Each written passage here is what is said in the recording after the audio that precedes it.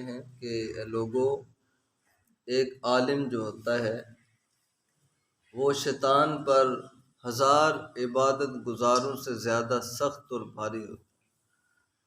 ایک عالم شیطان پر 1000 عبادت گزاروں سے زیادہ سخت ہے اور بھاری ہے۔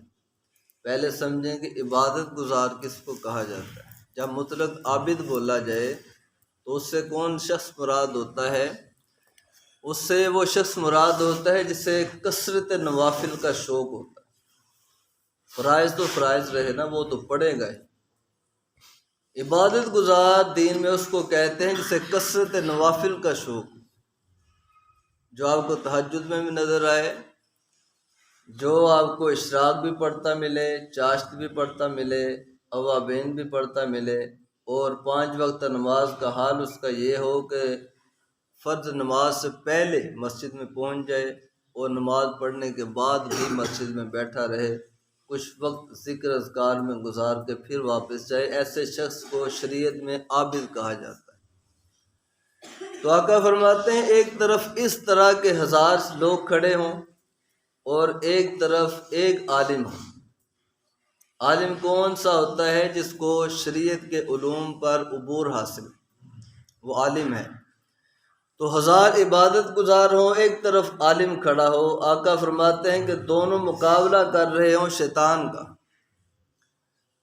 تو فرمایا کہ 1000 عابد جو ہیں، جو دن رات عبادت میں گزار رہے ہیں، وہ تو شیطان سے شکست کھا سکتے ہیں، لیکن جو ایک اکیلا عالم ہے جس نے دین کے علوم پر عبور حاصل کیا ہے، وہ اکیلا شیطان کا مقابلہ کر سکتا۔ یہ شان، یہ مقام ہے ایک عالم دین کی۔ تو میں عرض کروں کہ جب عبادت گزار 1000 مل کر ایک عالم کا مقابلہ نہیں کر سکتے تو پھر عامی لوگ کس کھاتے میں ہیں؟ آج ہمارے ہاں تو جس کا جی چاہتا ہے، جو جملہ چاہتا ہے عالم کے خلاف بول دیتا ہے، کوئی پوچھنے والا نہیں۔ یہ جو بڑے بڑے لیڈر ہیں، دنیا دار ہیں، جن کو دین کی بنیاد کا بھی علم نہیں، ان کے خلاف کوئی شخص بات کرے تو کارروائی ہو جاتی، اسے اٹھا لیا جاتا ہے، بندہ بعض دفعہ ملتا ہی نہیں کہاں گیا۔ لیکن جن کی عظمت کی گارنٹی نبی پاک دے رہے، ان کے خلاف چھوٹا سا بندہ بات کر دے، جو جی چاہے بات کر دے، کوئی پوچھنے والے نہیں، کوئی کہنے والے نہیں ہے۔ یہ جب سلوک شریعت کے ساتھ اور دین کے ساتھ اور دینداروں کے ساتھ ہوگا تو دین کا کیا بنے گا؟ تو بڑا مرتبہ، بڑا مقام اللہ کریم نے علماء کو عطا کیا ہے۔ علماء کی عزت اور قدر امت پر واجب ہے، صرف کرنا ضروری نہیں ہے۔ علماء نے لکھا ہے علماء کی قدر کرنا امت پہ واجب ہے، لازم ہے۔ جیسے دوسرے دین کے لوازمات اور فرائض ہیں، اسی طرح یہ بھی ایک فریضہ ہے امت کا کہ جو علماء حق ہیں ان سے پیار کرے اور ان کی تعظیم کی جائے۔ تو دین دو طرح کے لوگوں سے قائم ہوتا ہے، 2 چیزوں سے، 2 طرح کے لوگوں سے دین قائم ہوتا ہے۔ دین قائم ہوتا ہے علم سے اور عبادت سے۔ گویا کہ یوں کہیں کہ دین قائم ہوتا ہے علماء سے اور عبادت گزاروں سے۔ اگر کوئی بھی مذہب اپنے دین کو باقی رکھنا چاہتا ہے تو 2 طرح کے لوگوں کا ہونا ضروری ہے۔ ایک تو اس دین کے عالم موجود ہوں، دوسرا اس دین کے اندر عبادت گزار موجود ہوں، پھر دین باقی رہتا ہے۔ تو اگر ہم اپنے دین کو باقی رکھنا چاہتے ہیں تو یہ 2 طرح کے لوگ ضروری ہیں۔ لیکن عبادت گزاروں کا حال ہمارے سامنے ہے۔ عبادت گزار میں نے عرض کیا وہ ہے جسے کثرت نوافل کا شوق ہو۔ آج کون سا بندہ ہے؟ پہلے ہمارے لوگ بوڑھے ہوتے تھے تو مسجد میں بیٹھ جاتے، لو جی جب بھی بابا ملتا ہے مسجد میں ملتا ہے۔ تو اب تو بوڑھے لوگوں کو بھی شوق نہیں رہا۔ 5 وقت نماز میں بمشکل چند لوگ ہمیں ملتے ہیں، اور ان میں جو آتے ہیں وہ بھی کوئی 1 رکعت لیٹ آ رہا ہے، کوئی 2 لیٹ آ رہا ہے، کوئی 4 لیٹ آ رہا ہے۔ عبادت کا ہمارا یہ حال ہے، پھر دین کا قیام کیسے ہوگا؟ اس کی طرف بھی توجہ کی ضرورت۔ اور دوسرا قیام دین کا ہوتا ہے علماء کے ساتھ۔ ہمارے پاس کون سے علماء ہیں؟ بہت سی مساجد ایسی ہیں جہاں پر ائمہ مسجد نہیں ہیں، امام مسجد نہیں ہے، بہت سی مساجد ایسی ہیں جو آیا اس نے جماعت کروا دیا، اس طرح کا معاملہ چلتا ہے۔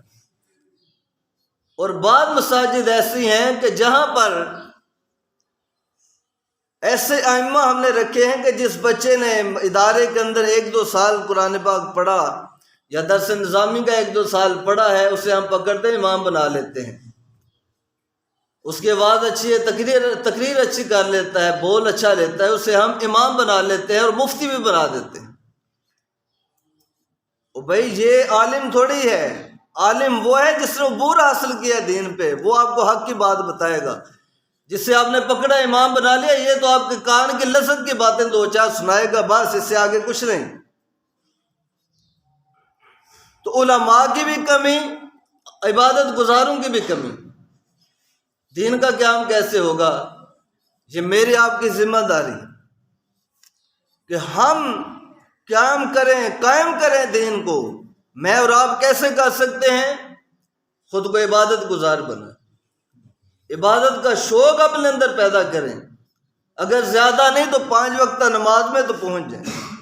اور دوسری ہماری ذمہ داری اپنے بچے دین کو دیں، یہ سب سے بڑی میری گزارش ہے، اپنے بچے دین کو دیں، اپنے بچوں کو 10 سے نظامی پڑھائیں، 8 سالہ کورس کروائیں ان کو، تاکہ وہ دین میں مہارت حاصل کریں اور کل ہر میدان میں کھڑے ہو کر دین کی بات کر سکیں۔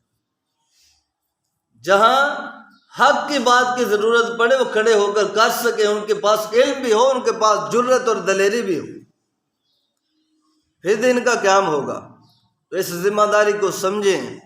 میں نے 1-2 دن پہلے بھی گزارش کی تھی کہ ابھی بچوں کے پیپر ہوئے ہیں، بچے فارغ ہیں، کوشش کریں اسکولوں میں داخلے کے بجائے مدارس میں داخل کریں، حفظ میں بچے داخل کروائیں، درس نظامی میں کروائیں، اس طرف رجحان کریں۔ اگر ہم لوگ یہ کام نہیں کریں گے تو پھر معاذ اللہ دین تو دن بہ دن کمزور ہو ہی رہا ہے، تو میدان حشر میں جو لوگ مجرم ہوں گے ان میں ہمارا نام بھی شامل ہو جائے۔